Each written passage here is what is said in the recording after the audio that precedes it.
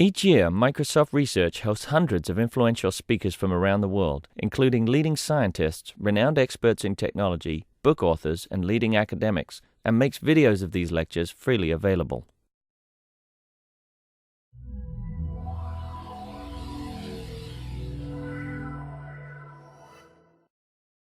So we're delighted to have Yisong Yui here today with us.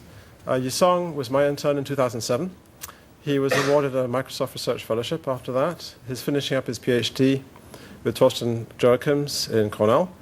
And today is going to talk about a new learning framework for information retrieval. Thanks, Chris. And thank you all for having me.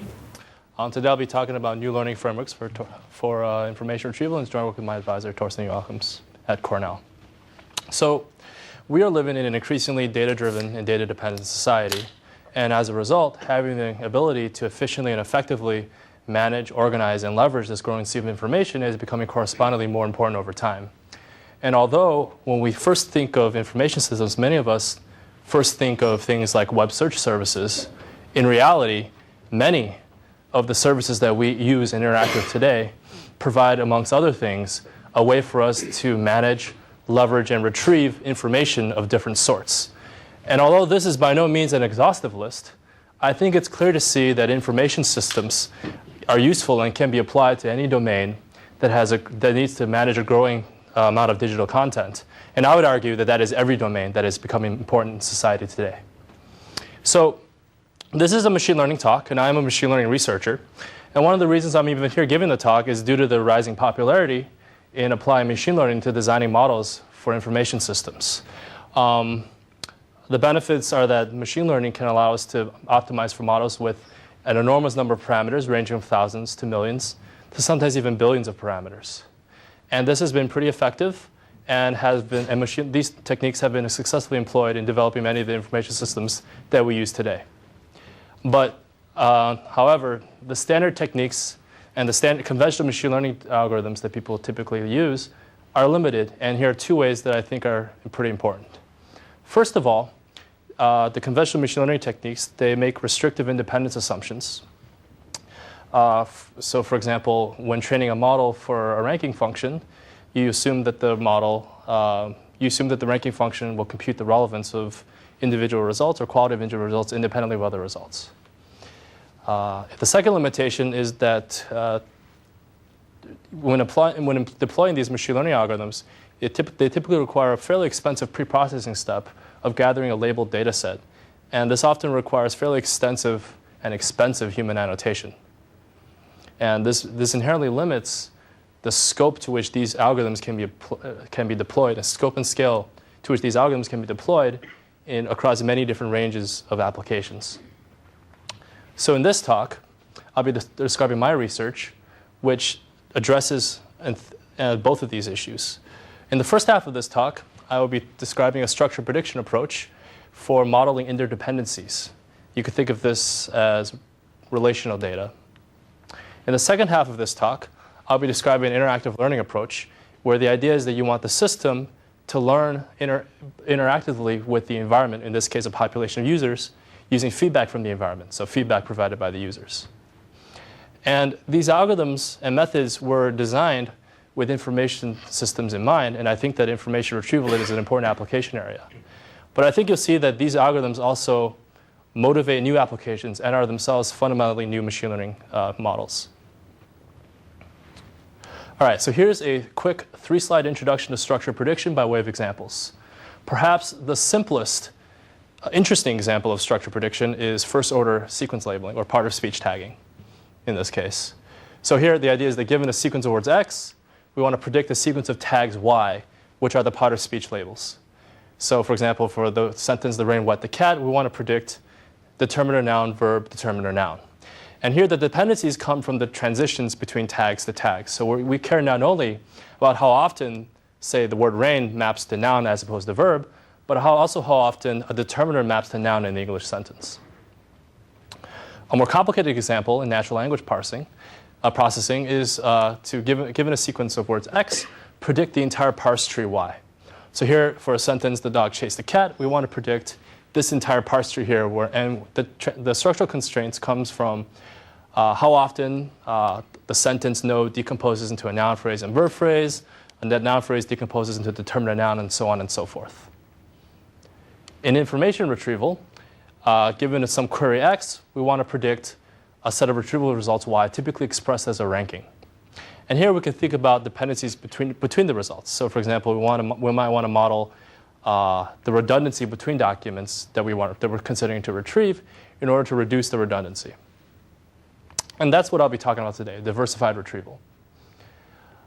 Now, to motivate diversified retrieval, I want to quickly tell you a really short story about Misha Belenko, the curious high school student. So you see, Misha, he's heard about this magical field of machine learning, but he doesn't really know too much about what it is. And so he's really curious, and so what he's going to do, he's going to go on his favorite search engine, type in the query words machine learning, maybe just read the top 5 documents, and just to get an idea of what machine learning is all about.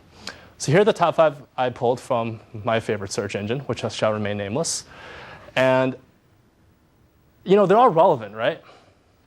I mean, they're all individually relevant, but they're all kind of the same, kind of redundant, right? Because, we have 2 results for machine learning textbooks.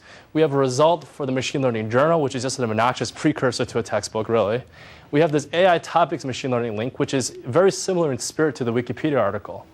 So it doesn't really provide a very comprehensive and cohesive, it doesn't provide a very comprehensive view of all the concepts of machine learning on the internet. So what if instead, when Misha typed in machine learning, he saw these results instead? Well, okay, we have the Wikipedia article link. We have a link to the International Machine Learning Society, which is the premier society for machine learning researchers. We have a link to an industry lab doing machine learning. We have one link to the textbook. And if Misha was interested in looking at video lectures, we have a link to the video lectures page as well. So I'm not claiming that this is the perfect set of 5 results. I don't even know what perfect exactly means here. But it clearly provides a more comprehensive view of all the different subtopics or concepts related to machine learning that you can discover on the internet. All right, so there's been a lot of work a lot of interest in diversified retrieval, ranging from the seminal paper in 1998 by Carbonell and Goldstein.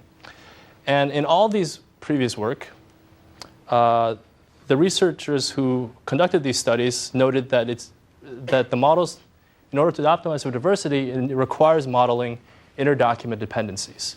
And this is, again, impossible with the standard independence assumptions of the models that we are thinking about using machine learning to train for. And so the solution I'll be presenting today is a coverage-based approach, and I'll also present a structured prediction learning algorithm for training this model. All right, so here's an abstract depiction of the prediction problem. You could think of this entire region as the space of information relevant to some query. These shaded regions are the different documents for this candidate documents for this query. The area covered by the region is the relevance of the document, so bigger is better, more relevant. And the overlap between documents are the inter-document redundancies, the redundant information covered by both documents. So in the conventional model, which evaluates the relevance of each document independently, we would first select D3 because it's the most relevant.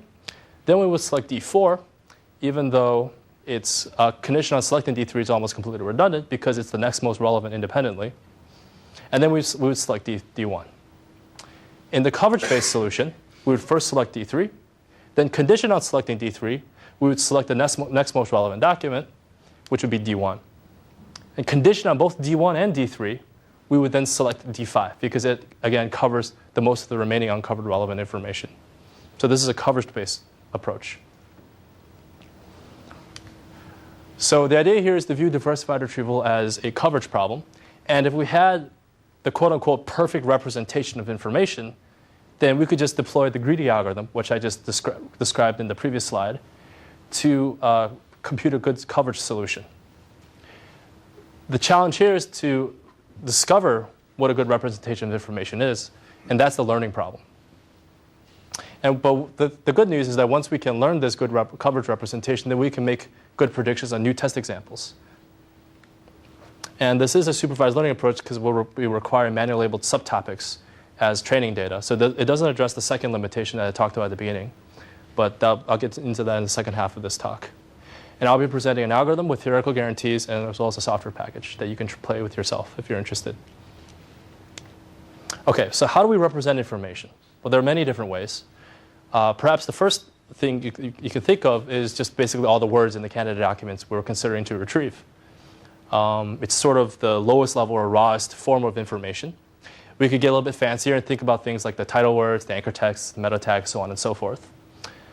We can think about representing information at a perhaps somewhat higher level by thinking about cluster memberships of the documents, how they cluster.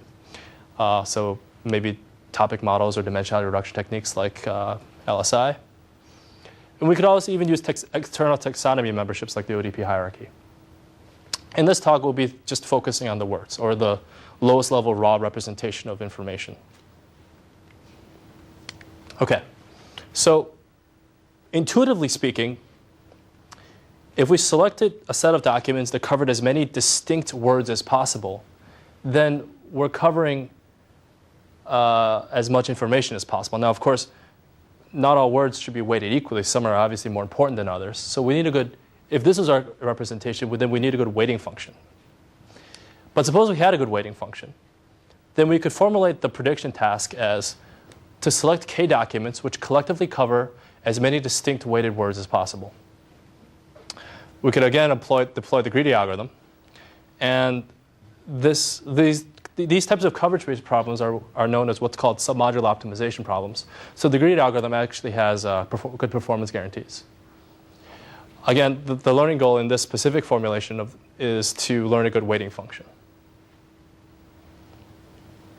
OK, so how do we weight words? Well, certainly not all words are created equal, right? The word the is probably almost close to meaningless.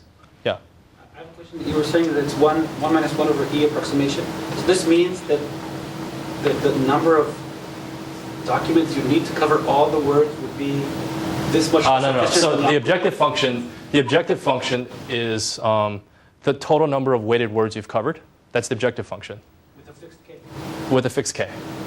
So the 1 minus 1 over E approximation is the greedy algorithm is competitive with a 1 minus 1 over E bound against the optimal set of K documents. Yeah. So your notion of overlap is overlap on words between documents? That's how we're representing the information. So, yeah.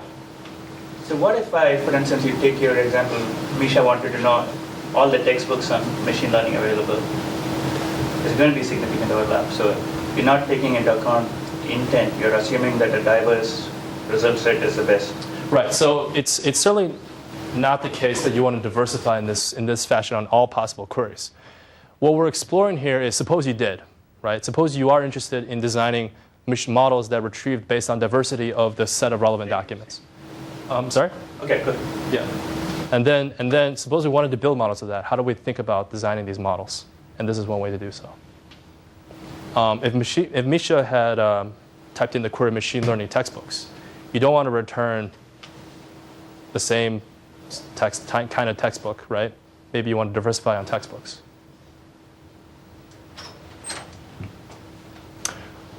So how do we weight words? Well, not all words are created equal. So for example, the word the is probably not that informative for almost all queries. It's also conditional on the query, right? So the word computer is normally fairly informative about a certain subtopic for most queries, like maybe education, but not for the query ACM, because it probably appears in basically all the candidate documents for the query ACM. So we really need a weighting function that's based on the candidate set of documents. Now, there's been some prior work on this in this area. It's called Essential Pages, actually done here at Microsoft.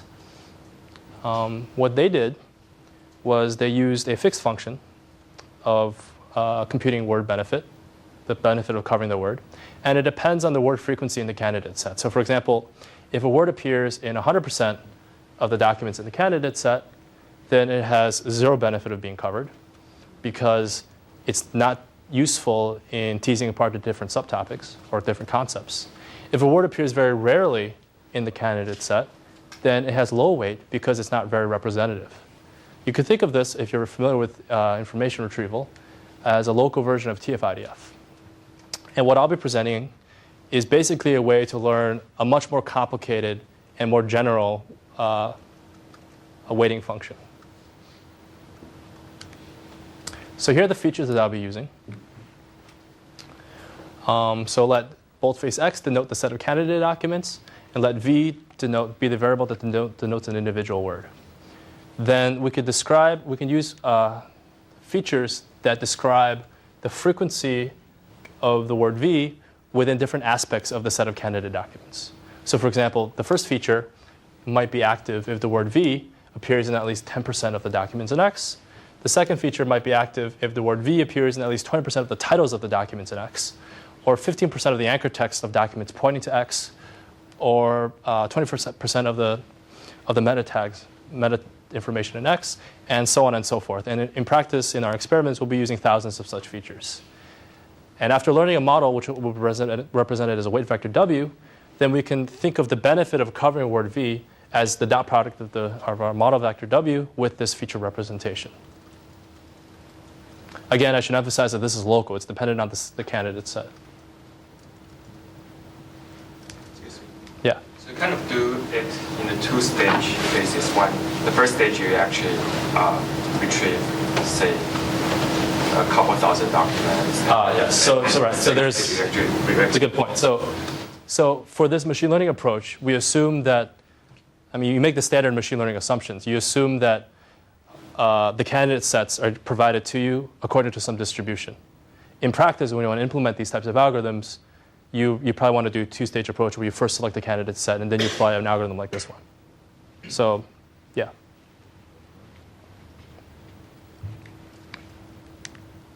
Okay, so here's the structure prediction formulation for maximizing coverage.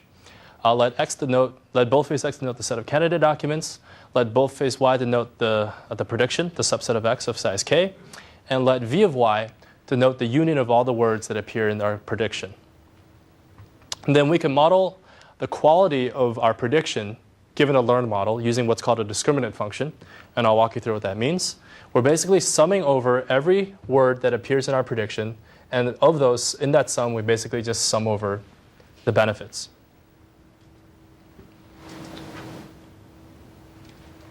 Okay, so what are some properties of this? I'll go back just a sec. Will that favor large documents?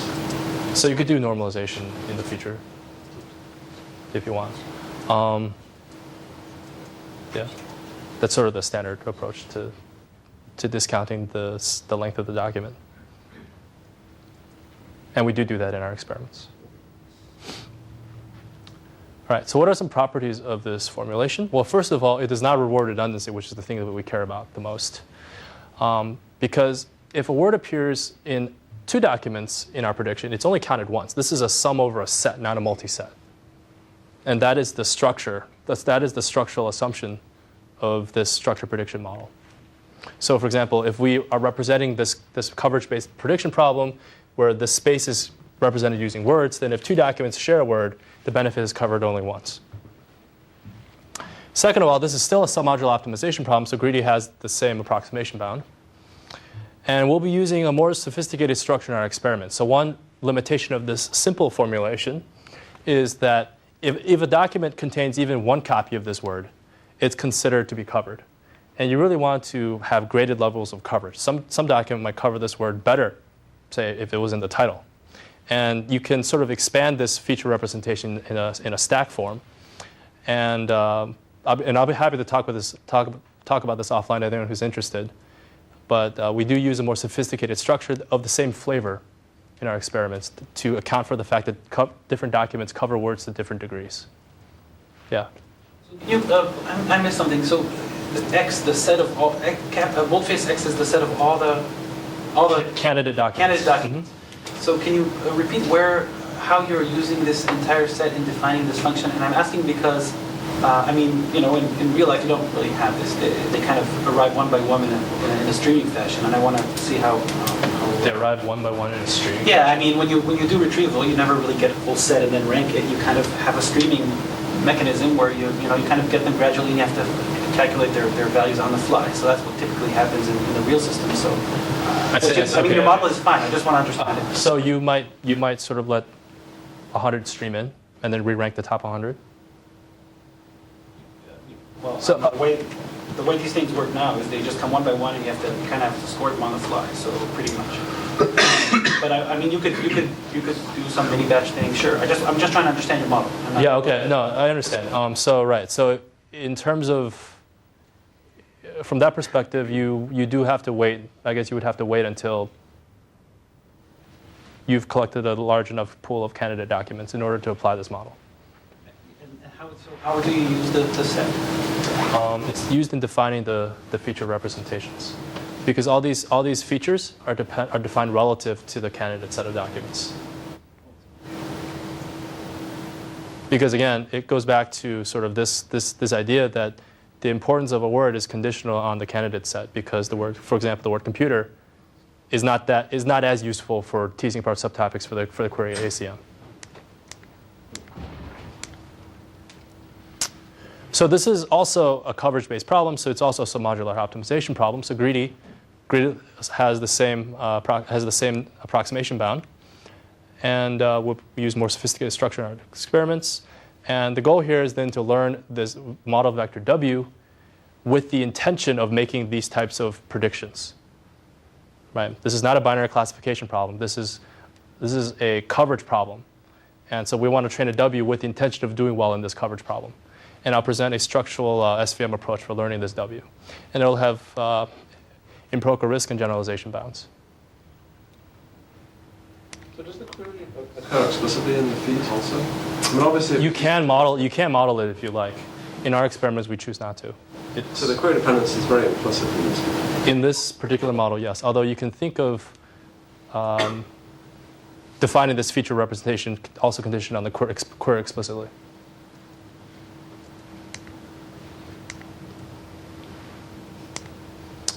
Okay, so here's the formulation that we'll use. It's a structural SVM formulation. Let boldface X denote a structured input, in our case, the set of candidate documents. Let boldface Y denote the structured output, in this case, the prediction, this subset of size K. Our goal is to minimize the standard SVM objective, which is a trade-off of model complexity, measured as the square of the 2 norm, and an upper bound measure of the loss of our structured prediction problem. Now, this is a quadratic minimization problem, so if it were unconstrained, it would have a trivial solution at 0. But there are constraints, and I'll describe what the constraints mean. Let y of I be the computed optimal solution for this for the I training example, and this is something that we assume that we can compute given supervised labels. Then for every other label, which is in this case suboptimal, we want the benefit function. So remember, this is the benefit of predicting y given an x and a w. We want the benefit of our optimal prediction to be at least as large as the benefit of any suboptimal prediction plus the structured prediction loss. In this case, it's a subtopic loss that I'll get into later, minus the slack. And so here, the slack variable, in order for these constraints to be satisfied, exactly upper bounds the structured prediction loss. Yeah? What is taken to be the I training example? In the training set, which I'll describe in more detail later, each training example is a collection of documents, candidate documents, and their subtopic labels. So I'll get into that in a few slides. So the deltas are positive? Deltas are all non-negative, that's right. Why is that minus C and not plus C? Well, okay, so suppose that our algorithm makes a mistake, and this score is higher than this score. Then if you subtract this from both sides, this side is then negative. So this must be negative, which means this has to be larger than this. That's why it's a minus.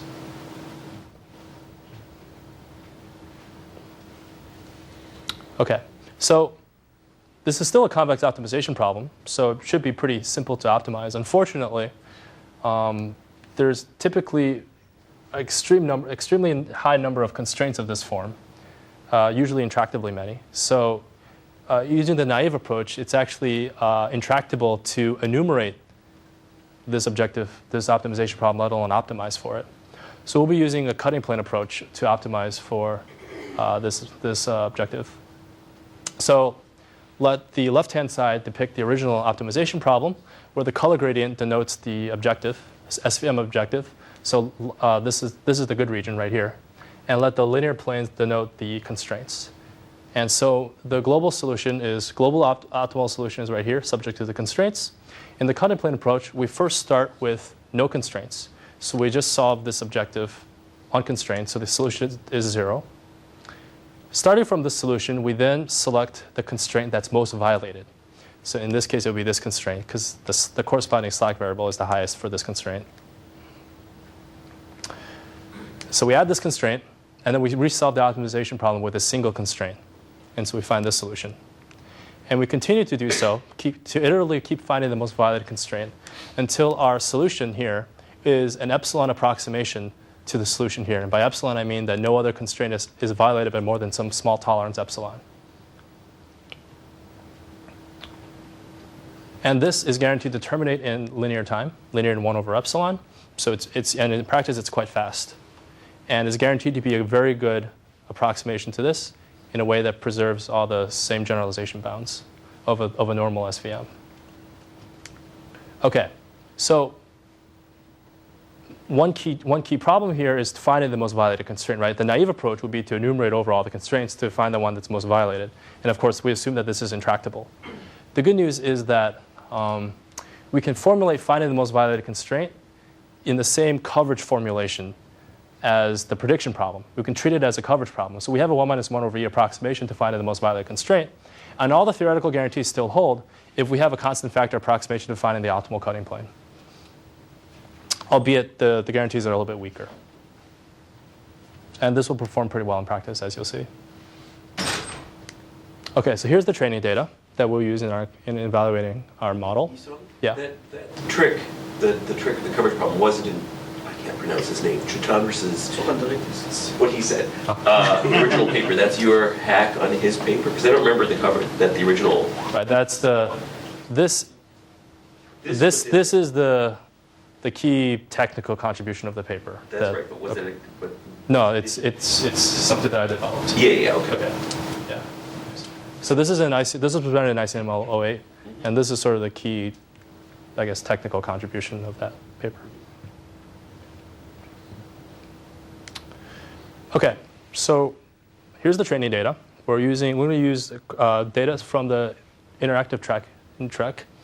And in this data set, queries have explicitly labeled subtopics. So for example, for one query, use of robots in the world today, human judges label documents as relevant to different subtopics. So for example, nanorobots, space mission robots, underwater robots, so on and so forth. You could think of this as a manual partitioning of the total information regarding this query. And our goal is to discover a good representation that helps us partition the information of this query. So here are the results. We're comparing against random, which, I'm sorry, we're retrieving 5 documents here. We're comparing against random, which basically selects 5 documents from the candidate set at random. How big is the candidate set? It varies from query to query. On average, it's about 40.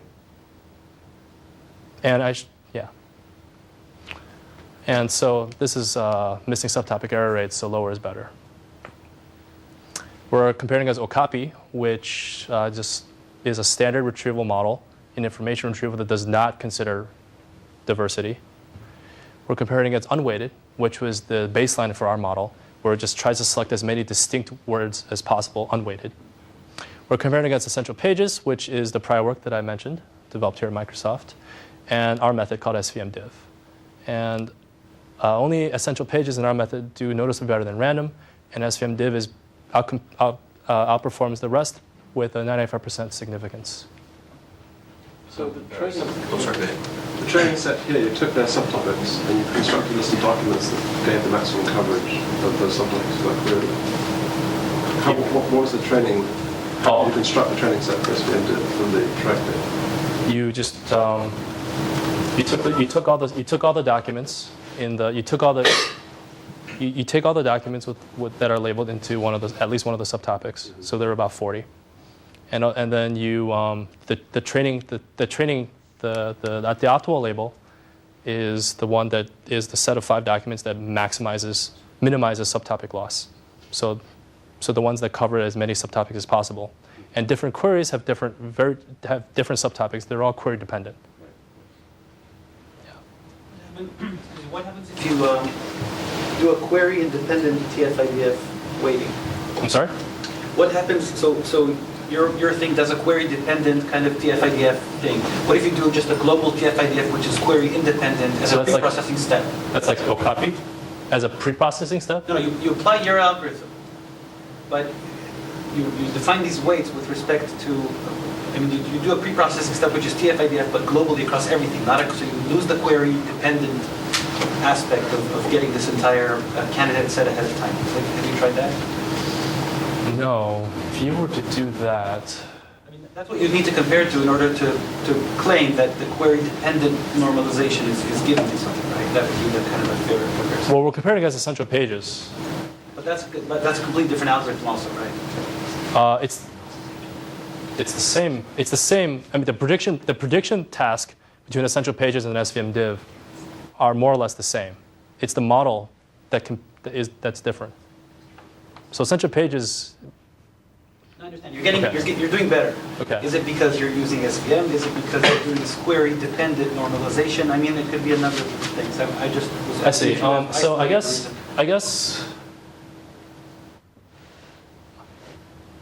I guess you could try to model the importance of words globally rather than locally and apply the same coverage problem. We did not. So that could be an interesting baseline. We did not compare against that baseline. The two baselines. So these two are not coverage-based approaches.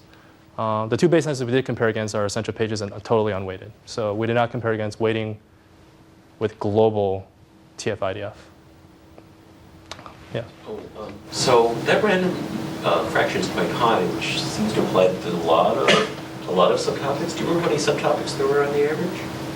It seemed like there have to be much more than 5 to get a random 0.47.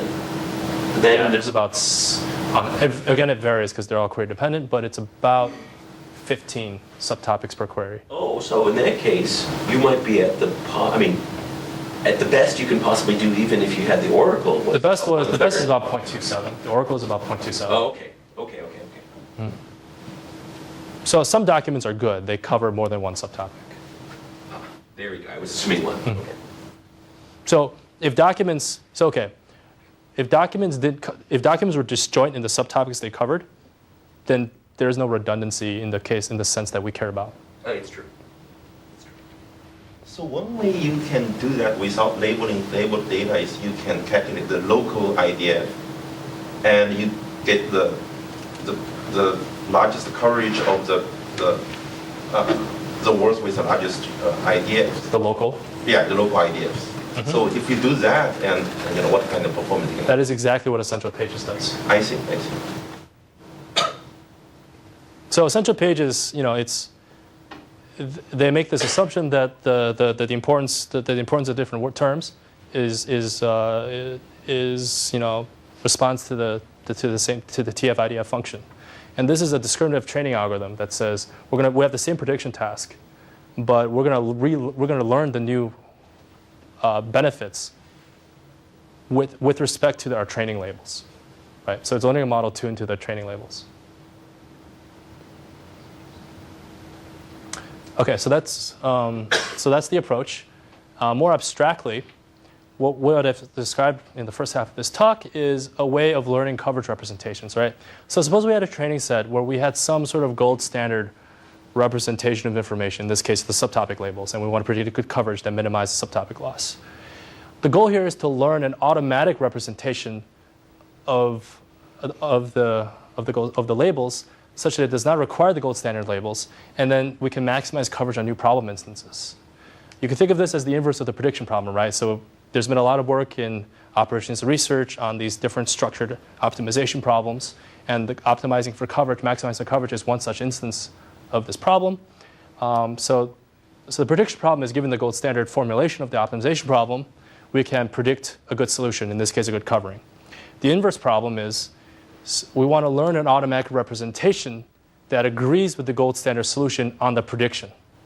So we want to learn a gold standard. We want to learn automatic representation such that our coverage solution in this representation agrees with the coverage solution in the gold standard representation. That's the learning problem. So what are some other kinds of coverage problems? Well, it's pretty endemic in many different kinds of recommender systems, such as recommending the types of schedules. So maybe helping some secretaries create schedules, different products for different commercial web services, scholarly papers. If you're interested in sort of browsing, the different types of research work that's out there on some scholarly data set, and so on and so forth. Again, there's sort of an ambiguity in what users want. There's an ambiguity in what I want, even if I can formulate the queries perfectly. And there's an ambiguity in how the service interprets your request, because there isn't a perfect formulation. In a different context, suppose we wanted to place sensors to detect for different outbreaks or intrusions in a physical environment, or if we wanted to figure out which log feeds or to monitor in order to collect the most news stores information or information cascades as quickly as possible. Again, there's ambiguity in where the events occur and what events we care about. Yeah. But is recommender systems really a coverage problem? I'm sorry? Is recommendations really a coverage problem? I mean, if I'm watching movies, I don't really care about watching movies on all possible topics. I have a strong bias on only the movies that I like. So it might be a coverage, but suppose I'm looking for Mother's Day gifts. Okay. So it's certainly true that diversity is not essential in all possible applications within recommender systems. That's certainly true. So if you know what you want, you know what you want. And if the system knows what you want, then that's perfect. Suppose I was searching for Mother's Day gifts, right? I have no idea. And there it might behoove the system to hedge its bets, in which case it could formulate this as a coverage problem. Same question, different take. Do you think diversity and coverage are typically a primary objective in most retrieval problems, or is it more commonly a regularizer, for example, or constraint, where you would have the primary objective being whatever, some sort of notion of accuracy? And do you think the solutions if you state the problem where diversity is a regularizer or a constraint, would be very different from where you have it as a primary objective? So when you think about implementing these systems in practice, I guess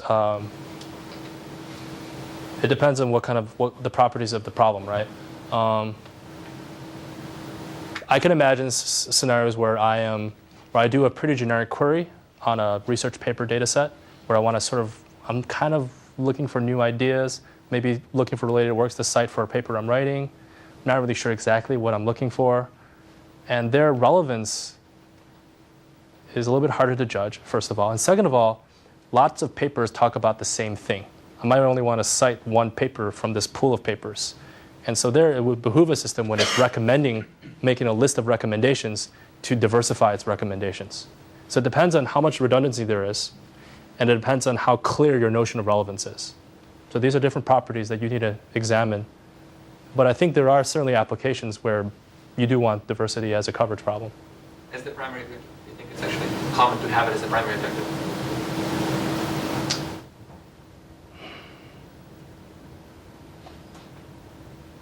So there are ways of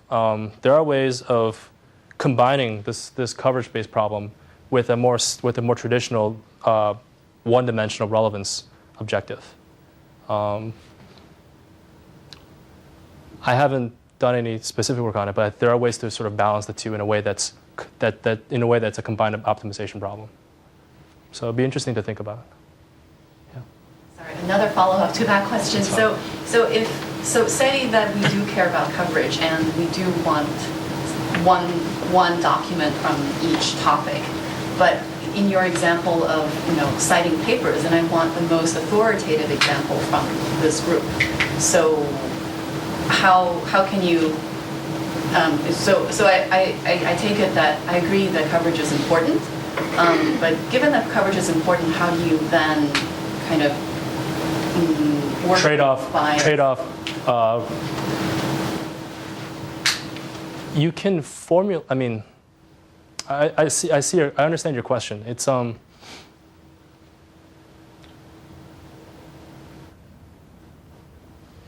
you can formulate this problem more generally as a utility function, right? You want to maximize user utility, and the utility is the gaining utility is higher when you present users with more authoritative results. But the gaining utility suffers from diminishing returns as you retrieve more and more redundant results. So it's still a coverage-based problem, but it's a little bit more complicated than the model I presented. Yeah. It's just a comment. I think one good application of this coverage problem is like text summarization. So you can see, extractive summarization. You can extract the sentences from the document, try to summarize that. So, especially in this slide, you're telling us that diversity is important. You're appealing to our intuition. We're supposed to intuitively kind of agree that having diverse things is true. But I think that you can make a much stronger statement. I think you said the most important thing you said was hedging the bets, right? So essentially, you can define the problem such that your prediction task becomes a risk-averse prediction task, much like in portfolio selection or computational finance, where they want to make the most money with the portfolio, but still you want to diversify just to guarantee that you don't lose everything. And there, the need to diversify just comes as a natural consequence of your formulation of the model, and maybe that's what we're missing a little bit, and then no one would contest it, I think. That's a good way of putting it. So Kevin's Collins Thompson here has done that, where he phrases a QP in terms Or of... edits the program. Right. All right, so I think we've beaten the first half to death. Let's move on to the second half on interactive learning. How am I doing on time? Well, people may start leaving at 11:30, so you have 15 minutes till the hour's up, but you have till 12. Okay, great. All right.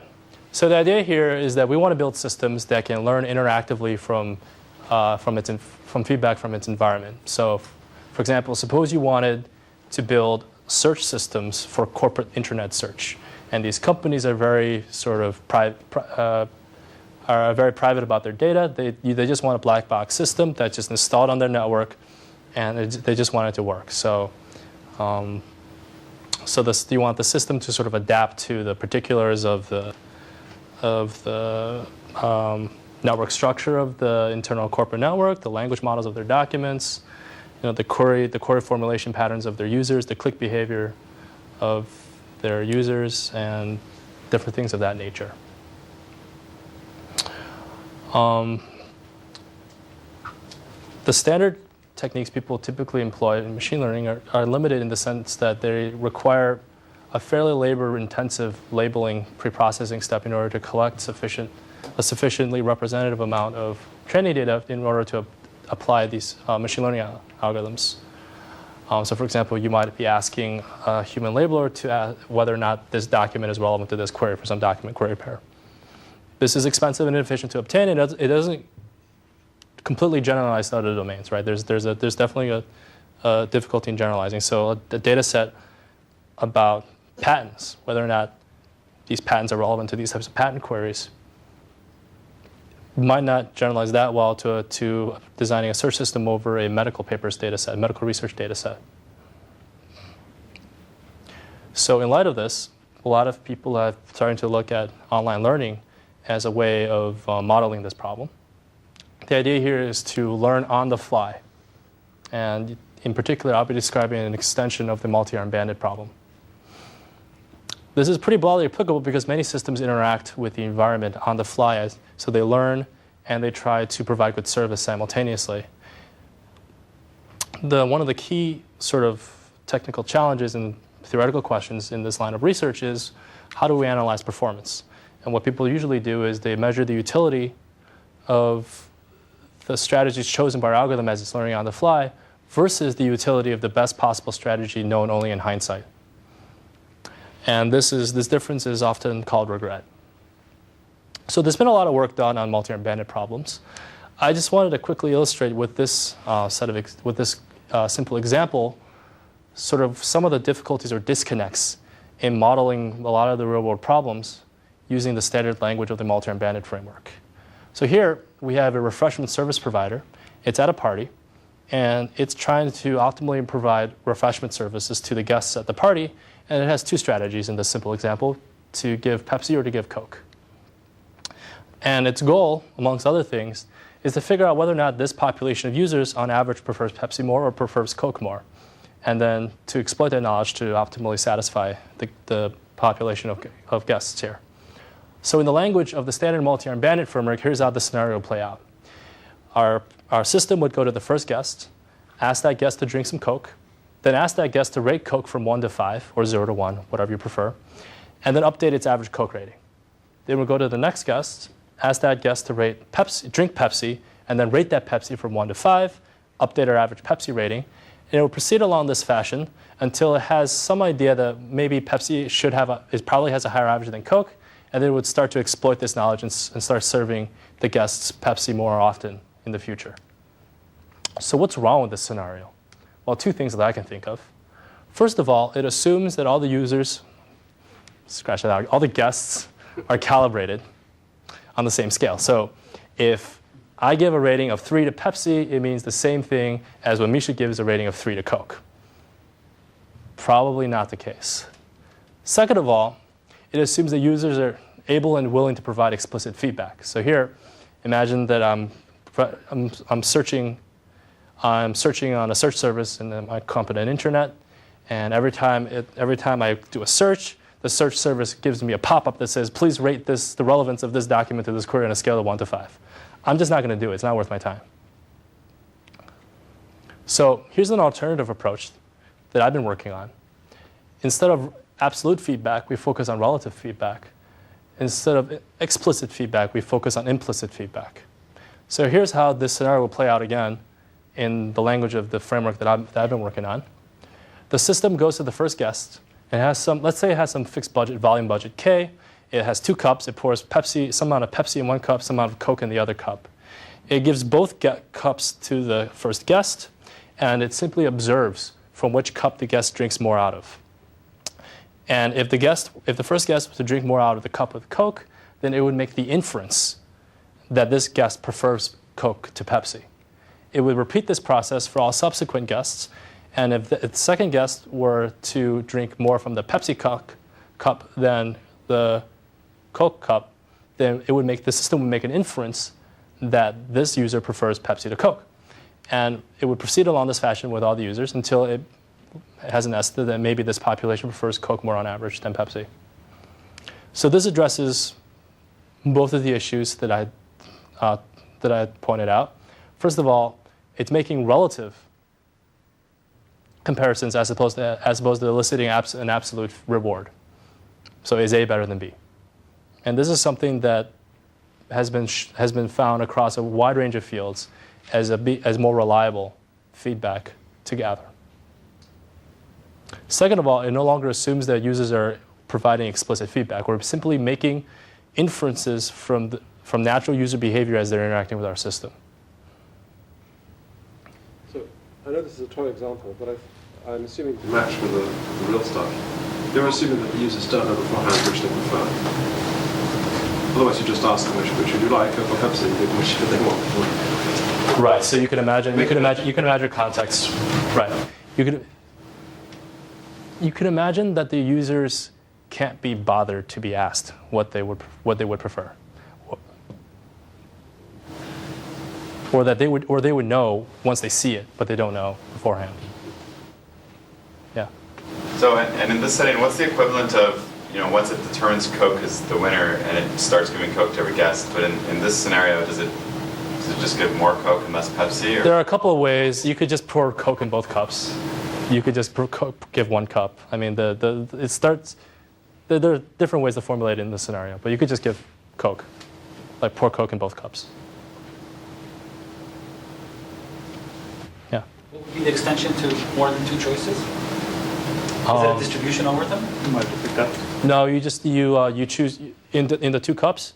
Suppose you have K choices. For each user, you give them 2 choices that you choose. I'm sorry? Is this going to kind of random sampling from some distribution? Well, you can modelize a distribution. The algorithm decides ultimately. The algorithm could decide by sampling from a distribution, but the algorithm decides which two to give to users. It doesn't have to be random, right? I mean, you may actually choose to sample with certain biases towards. Yeah, I mean, you could design an algorithm to make choices based off a distribution, but you don't have to. If there are k choices in the standard multi-arm bandit setting, you give the users one choice and ask that user to rate that choice. In this setting, you give the user two choices of your choosing, and you ask the user to compare the two. Well, you infer which one the users prefer by seeing how they interact with the two choices. Okay, so the contribution here is that is a new online learning framework, which we call the Dueling Bandits problem. And the idea here is that we want the algorithm to learn via making pairwise comparisons. And I'll present a new learning objective or a new notion of regret. And I'll also present an algorithm with theoretical results. And to my knowledge, this is the first online learning framework tailored towards relative feedback. So before I present the formulation of the problem, I wanted to quickly describe a real-world comparison oracle for search applications. This application is called Team Game Interleaving.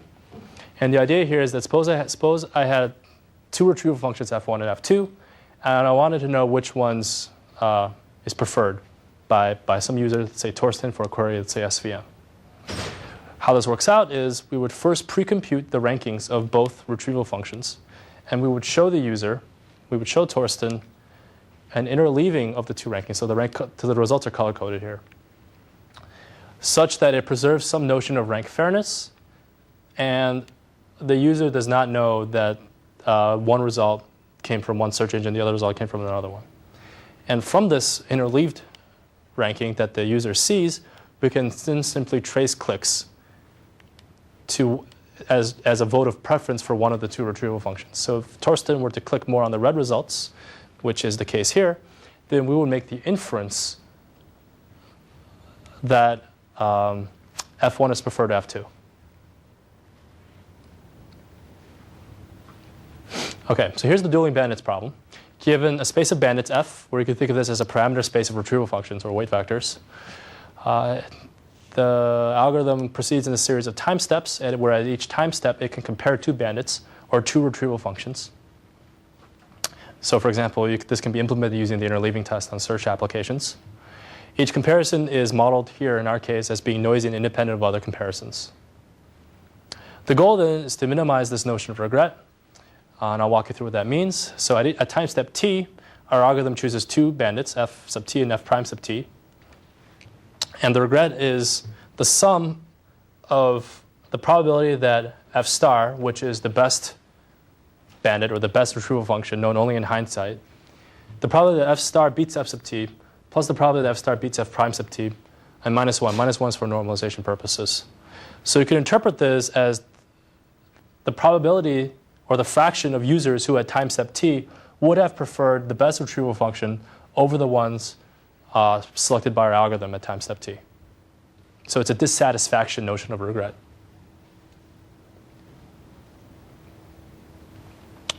Okay, so here's some examples to illustrate how this problem would play out in practice.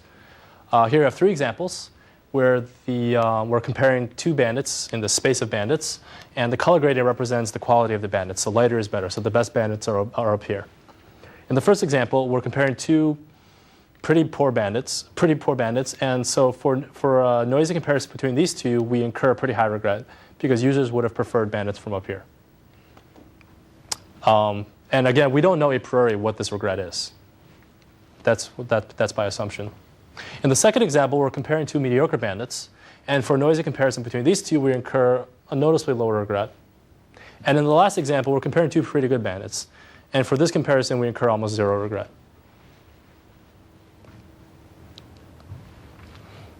And so the goal then would be for the algorithm to make a sequence of comparisons such that this regret formulation is minimized over time, up to some time horizon t.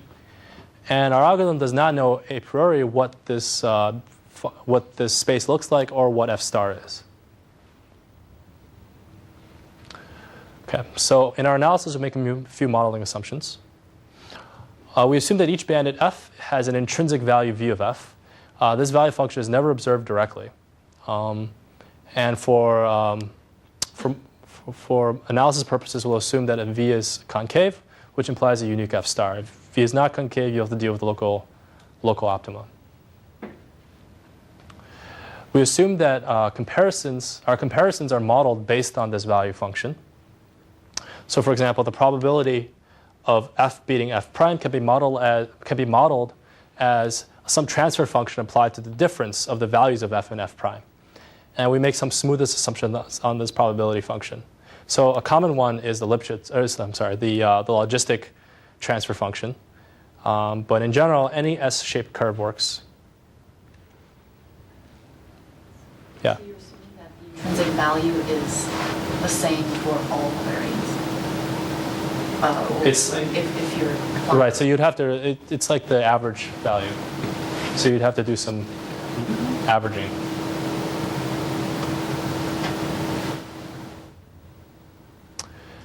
Okay, so I'll present the algorithm by an example. The algorithm is called Dueling Bandit Gradient Descent. It has two parameters. It's pretty simple. It has two parameters, an exploration step size delta and an exploitation step size gamma. It maintains a current estimate of what it thinks is the best point. And then at each time step, it chooses another point in the space within some exploration radius. Within the exploration radius, and it compares the two. In this case, this bandit is worse, so it's likely to lose the comparison. So in this case, it did lose the comparison. So our algorithm maintains a stationary current point. And in the next time step, we're comparing against this point, which is again sampled from our exploration radius. And in this case, the proposed candidate bandit wins the comparison. So we make an update in this direction. Notice that our update step is smaller, so our exploitation step is smaller than the exploration step. So our algorithm is conservative, and this falls out of the analysis. And we'll continue proceeding in this fashion, making this sequence of comparisons and updating if our proposed candidate wins the comparison. Now, this comparison is random. So sometimes a better candidate bandit will lose the comparison, in which case we stay stationary. And sometimes a worse candidate bandit will win the comparisons, in which case we make a step in the quote-unquote wrong direction. But the idea is that, on average, we're doing something like gradient descent, and we'll be converging towards the good region in a way that minimizes regret. So here's the analysis, a sketch of it on one slide.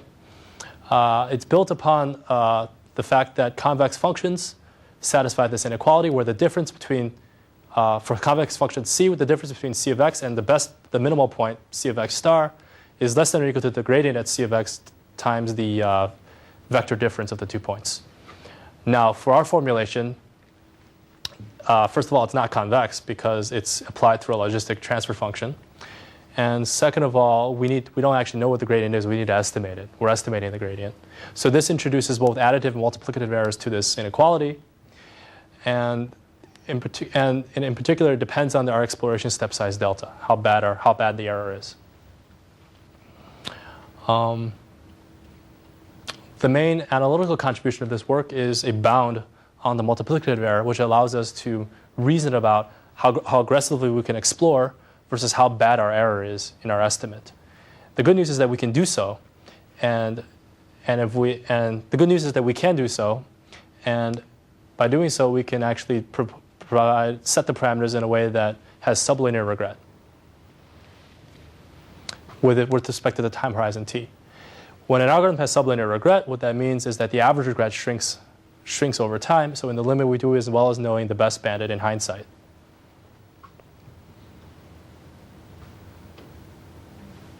Yeah. So is your objective function quasi-convex? You're adding two probability distributions that are both quasi-convex, right? Is this convex? Quasi-convex. Quasi-convex. Yes, it is quasi-convex. You could read the paper for more details, but it's convex in this region. Yes. So I wonder if there's theory bounding the performance of the quasi-convex functions. Maybe. I don't know. So I mean,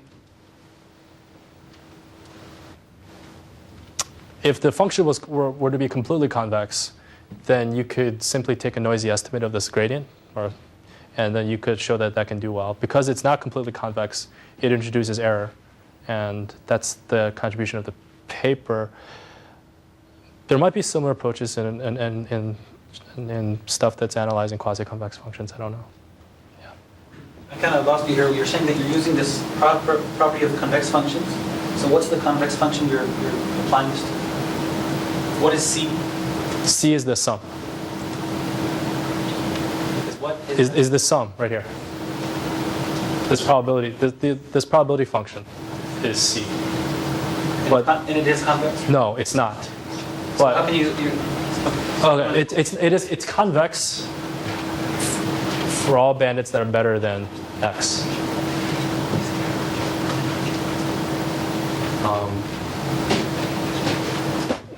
Oops, sorry. So the idea here is that this function, although it's not convex, satisfies this property up to some error rate. And if you can bound that error, then you can reason about how this function behaves as a function of delta versus this inequality. That's in some certain regions of the. For example, if your that function is near the top, so there you have a very huge error. Right? No, because the f function is always guaranteed to be at the inflection point, because relative to well, okay, it's a little bit complicated. I'll be happy to talk with you offline. It's just you could describe a formulation where the f function is always. You could describe an equivalent formulation where the f function is always guaranteed to be at the inflection point, where it becomes non-convex, between convexity and non-convex. Okay, so here's some web simulation results. We took a web search data set provided courtesy of Microsoft, and we did the following simulation. There's 1,000 queries in this data set. We simulated a user issuing a query by sampling from this data set at random. And then for two different retrieval functions, two different rankings, the user would probabilistically choose one over the other based on the NDCG. So the NDCG is the hidden value of the two rankings. And so the user would probabilistically choose one over the other. And we tried three versions of our algorithm, one which sampled one query before making an update versus up to 100. In this case, we're simply making an average. We have a less noisy estimate of the update before making an update decision. And we compared against, so this is NDCG on the y-axis. We compared against a ranking SVM, which is a pretty standard supervised learning algorithm for this problem. So we don't do as well as the ranking SVM because the metaphor here is that the ranking SVM has direct access to the labels, which in this case is the labels inside the user's minds, whereas we only make inferences based off observed user behavior. So all our labels, in some sense, are provided for free. All our feedback, in some sense, is provided for free, and we do reasonably well. What's the x-axis? Number of comparisons.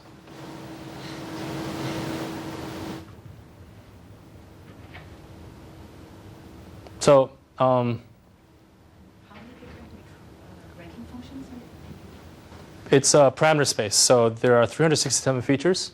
So it's a continuous parameter space. So in some sense, it's an infinite number, but we're just basically exploring different points in this parameter space. Now, if we were interested in only optimizing over a discrete set of different retrieval functions like k, then we have stronger regret bounds. In this case, it's information theoretically optimal at log t, where the idea here is that we have k different retrieval functions, and you want to make a sequence of comparisons between these k retrieval functions in a way that minimizes regret. Now, dueling bandit gradient descent, the algorithm I just presented, is pretty simple, and I think that's a strength because it already has reasonable theoretical guarantees, and it's easy to extend because it is simple. And so you could think about incorporating domain knowledge or leveraging the types of structured prediction algorithms that I described in the first half of this talk in a way that maybe makes sense for the application. Yeah? I I'm just trying to understand your non-convex function that you're optimizing. Yeah. So would it be possible to upper bound this with a convex function that has the same gradient at x? Because then if you could do that, then you could apply the algorithm of Flaxman and Collai, the gradient descent without a gradient algorithm, which just samples one point and get the same grades. We actually do use some of their results in our results. No, you see what I mean? If you could define. I see what you mean. I see what you mean. Use their algorithm with just one point and you'd be done. So that's my question. I see what you mean. I think the answer is yes. I'm not sure if you would do better than what we have. We do use some of the results from Flaxman and Collai. We had to extend their results because their estimate of the gradient is different than our estimate of the gradient. I think that's a big difference in terms of the 1 point and 2 point has a big difference in terms of practical implementation. For the 2 point, you can ask comparison. For 1 point, you go back to the rating, approximate rating, I guess. Yeah. So I should say that in the Flaxman and Collai approach, where they assume that they have knowledge of C, so they observe the value of the probability function, not just the sample of the comparison, we get the same regret bound as they do. It's just that their estimate of the gradient has less variance than ours does.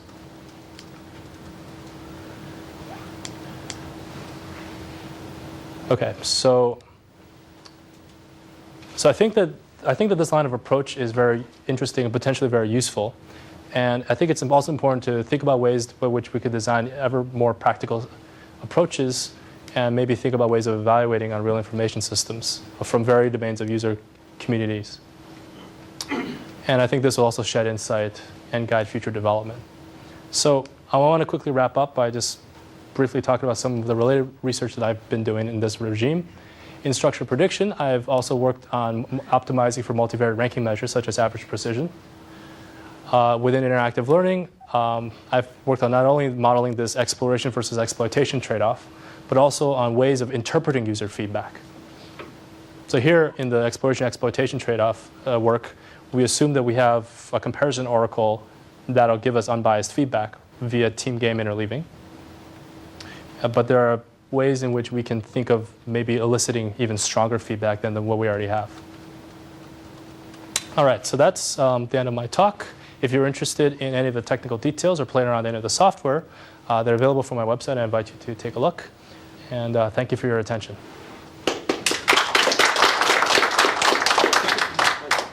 Any more questions? No? All right. Go ahead. Yeah. Just one question about in the regret bound. You said you mentioned both additive and the multiplicative error. So what the error is on? Is the error the estimation error of your function, or what the error is? So right. So okay. Here's our reference bandit, and in this one-dimensional case, we either compare against this point or this point. And so in expectation, it gives you an estimate of the gradient at this point, Yeah. right? But that has an error. Also, this point is not it falls outside of the convex region of this function. So that gives you a different error.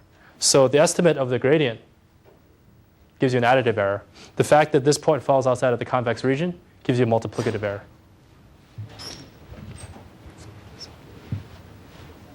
Okay. All right, thank you. Okay, thank you.